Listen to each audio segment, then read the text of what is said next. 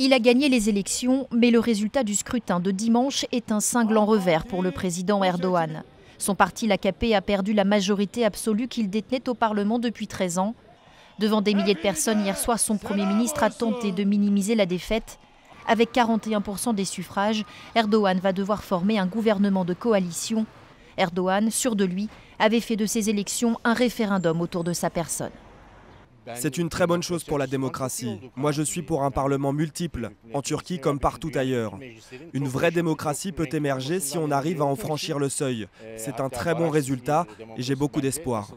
J'ai voté 2 fois pour l'AKP. Ils ont fait des bonnes choses lors des 2 premiers mandats, mais ils ne pouvaient pas être aussi efficaces pour un 3e. Le HDP a dépassé toutes nos espérances. C'était indispensable dans l'intérêt de l'humanité. Il fallait ramener la paix dans ce pays et s'assurer que plus personne ne soit oppressé.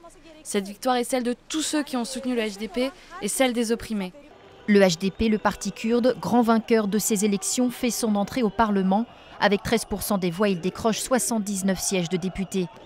Diyarbakir en liesse n'oublie pas ses morts. La principale ville des régions kurdes ciblée vendredi par un attentat. 2 bombes au cœur de la foule du dernier meeting du HDP. Bilan 4 morts et des centaines de blessés et de mutilés.